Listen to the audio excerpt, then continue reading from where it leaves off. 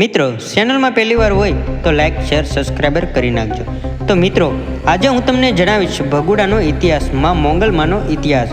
તો મિત્રો, આ ગામનું નામ ભગુડા કેમ રાખ્યું અને આ ગામમાં કોઈ તાળું કેમ નથી મારતા, શું છે એની પાછળનું રહસ્ય? તો મિત્રો, આવો જાણીએ. એક નાનું ઊંધું ગામડું. એ ગામમાં સુશીન વાઘેલા અને તેમની દીકરી સુજનબાર આમ બે બાપ દીકરી રહેતા હતા. થોડા વર્ષો પહેલા આ દીકરીના માતાનું મૃત્યુ પામેલ હતી. એટલે બાપ જ્યારે પોતાનું પશુ ચરાવવા જાય ત્યારે એની દીકરી ભાત લઈને જાય છે. હવે મિત્રો, વૈશાખ મહિનાનો ધમધમતો તાપ તડકો પડ્યો છે અને સુશીન વાઘેલા પોતાના પશુ ચરાવવા જાય છે. હવે દીકરી સુજનબા વિચારે છે કે લાવને હવે રોટલા ઘડી બાપુને ભાત શિરામણ પોગાડી આવું. એ ભાત બાંધી, રોટલા ઘડી ભાત બાંધી અને દીકરી લઈને બાપને દેવા હાલી નીકળી. પણ ગામની બહાર સીમાડે દીકરી ચાલતી ચાલતી જાય છે ત્યાં પાછળથી ઘોડે સવારો આવતા હોય એવો અવાજ આવ્યો. દીકરીને એમ થયું કે બાજુ પર ખસી જાવ તો ઘોડે સવારો રસ્તા નીકળી જશે. ત્યાં તો 10-12 ઘોડે સવારો આવીને આ દીકરીને ફરવા લાગ્યા અને એમાંથી આગેમન જેવો લાગતો હતો એ બોલો, અરે રે, આવા સુંદર મજાના રૂપ છીમમાં ન શોભે. હાલ તને મારી હવેલીની બેગમ બનાવું. હું કડીનો બાદશાહ છું.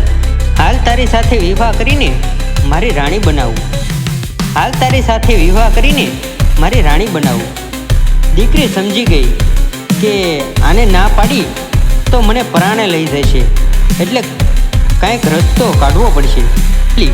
કે અમારામાં રિવાજ છે કે દીકરીનું માંગવું એના બાપ પાસે મંગાય, આમ મને વાત તમારે ન કરાય. એટલે બાદશાહ બોલ્યો, ક્યાં છે તારો બાપ? દીકરી બોલી કે આમ આગળ ધોર છરાવે છે, હું ત્યાં જ ભાત લઈને જાઉં છું, મારી પાછળ પાછળ સાલા આવો. પછી દીકરી સુજનબા આગળ અને ઘોડે સવારો પાછળ હાલતા હાલતા જાય છે. આગેથી એના બાપે જોયું છે કે સુજન આવે છે અને પાછળ કોઈક ઘોડે સવારો પણ આવે છે. એટલે બાપે બાજુમાં આવીને દીકરીને પૂછ્યું કે દીકરી, આ ઘોડે સવારો કોણ છે? બાપુ, આ તો તમારા મહેમાન છે. બાપુ સમજી ગયા કે કાંઈક વાત હોય તો જ મારી દીકરી આમ બોલે. પણ બેટા, મને આવા મહેમાન પહોંચાય નહીં હો. પણ બાપુ, તમારે લગ્નની તારીખ તો આપવી જ પડશે. એટલે બાપ પણ સમજી ગયો કે મારી દીકરી કોઈ દિવસ આવું ન કરે, પણ એને કાંઈક વિચારી રાખ્યું છે. એટલે ખોટી લગ્નની તારીખ આપીને બાદશાહને કહ્યું કે આ દિવસે તમે જાન લઈને આવી જાજો.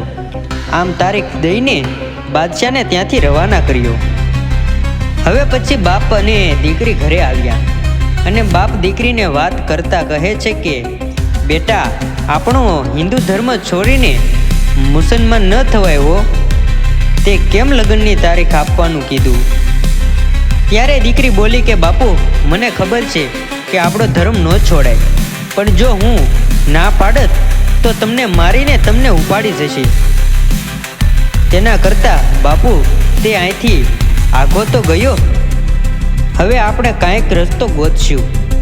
હવે એનો બાપ કહે છે કે બેટા, આપણે તો મુઠ્ઠી જવડું ગામ, કદાચ ગામોમાં વાત કરીએ અને એની હારે યુદ્ધે ચડીએ તો પણ આપણે પહોંચી ન શકીએ, અને નકામાં આપણી હાટું બીજાના માથા વઢવવાને. એના કરતાં દીકરી, આપણે ઝેર પીને બાપ દીકરી મરી જઈએ. હા બાપુ, એમ જ કરવું છે. આપણા માટે આપણે કોઈના માથા ન વઢાવવા જોઈએ. ભલે ત્યારે બાપુ આપણે ઝેર ઘોળીએ. પણ બાપુ, મને એક વાત યાદ આવે છે. શું બટા? હું જ્યારે નાની હતી ને ત્યારે મારી માં સવાર સાંજ ધૂપેલિયામાં ધૂપ કરીને દરિયા સામે મોઢું રાખીને બોલતી કે હે દરિયા પાર બેસેલી આય જોગણી, મારા પરિવારની રક્ષા કરજે. તો હું એકવાર ધૂપ કરીને માતાજીનું સ્મરણ કરું બાપુ? મને એ માતાજીનું નામ યાદ નથી આવતું. એટલે એના પિતા બોલે કે દીકરી, દરિયા પાર તો કોણ હશે? હા બાપુ, કોઈ લોબડિયારી છારણ છે. એક ધાબળી જેવો કટકો હતો, એને મારી માં ધૂપ દેતી અને એમ કહેતી કે આ આઈનો કટકો છે. હા, દીકરી, એ તો આય મોંગલ, ઓખાધરા વાળી દરિયા પાર, દ્વારકાથી 20 કિલોમીટર આગળ ત્યાં આય મોંગલ બેઠી છે. હા બાપુ, હા મોંગલ આય. હું હમણાં જ એનો ધૂપ કરું, કદાચ એ તાક કરે તો આપણે કમોટે મરવું ન પડે. હા દીકરી, ખરા અંતરથી પ્રાર્થના કર, કદાચ કોઈ માતાજી આપણી રક્ષા કરે.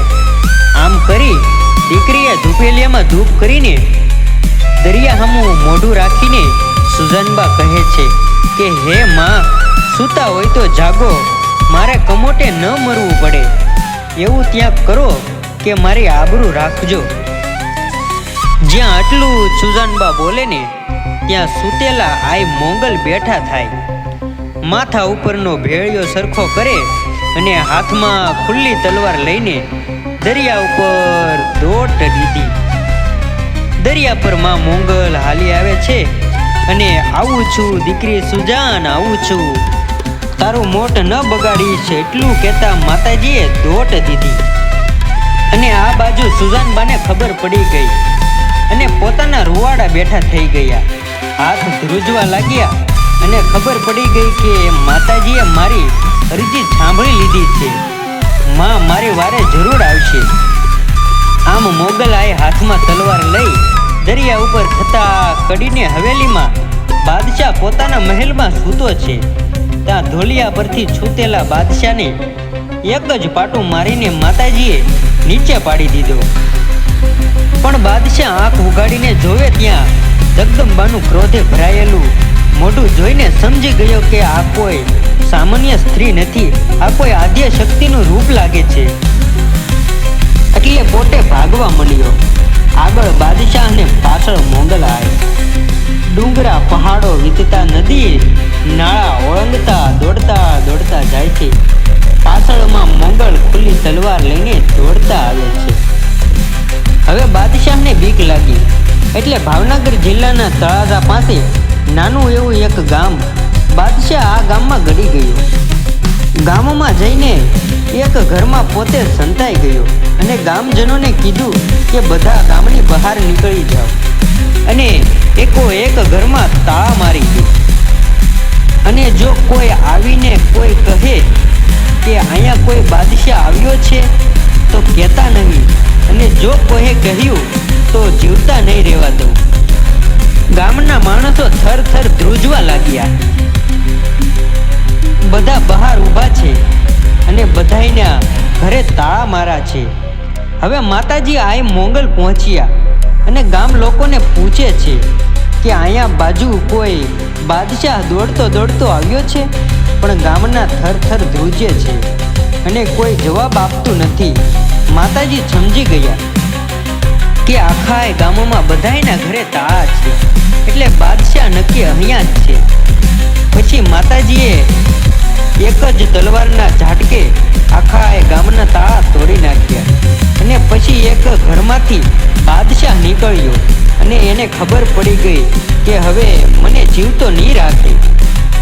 એટલે એ બાદશાહ માં મોગલના પગમાં પડી ગયો અને કહેવા લાગ્યો, અમ્મી જાન મુझे માફ કરી દો, અમ્મી જાન મુझे માફ કરી દો. અમ્મી જાન એટલે માં.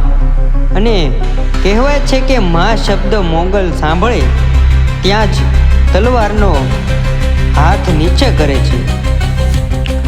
હટ ચાલા નુગરા, તે મને અમ્મી જાન કીધું, માં કીધું એટલે તને મારાથી મરાય નહીં. જ્યાં ભાગ તારી કડીમાં પાછો જતો રહે. અને આજ પછી કોઈ બેન દીકરીની સામે ઊંચી નજર કરીને જોયું છે તો તને મારી નાખી. એટલું કહીને કડીનો બાદશાહ ભાગી ગયો. અને ગામ લોકોના સામે જોઈને માં મોગલ કહે છે કે તમે આ ભાગેડુને સંતાડ્યો, તમે આ ભાગેડુને સંતાડ્યો. માતાજી બોલ્યા કે આજથી આ ગામનું નામ ભગુડા પાડજો અને આજ પછી આ ઘરમાં કોઈ તાળા ન મારતા. ત્યારે ગામ લોકોએ કીધું કે માતાજી, અમારી કોઈ ચીજ વસ્તુ ચોર ચોરી કરી જાય તો? ત્યારે આય મોંગલ બોલી કે ચોરને જો ભગુડાનો ચીમાડો વટવા દઉં ને તો આય ભગુડા વાળી હું મોંગલ નો કહેવાઉં. તો મિત્રો, આવી રીતે માં મોંગલનું ધામ ભગુડા ગામ એ જ મોંગલ ધામ. તો આવી રીતે નામ પડેલું છે ભગુડા. તો મિત્રો આ ઇતિહાસ તમને કેવો લાગ્યો એક કોમેન્ટ દ્વારા મને જણાવજો અને મિત્રો આ વિડીયો શેર કરવાનું ભૂલશો નહીં.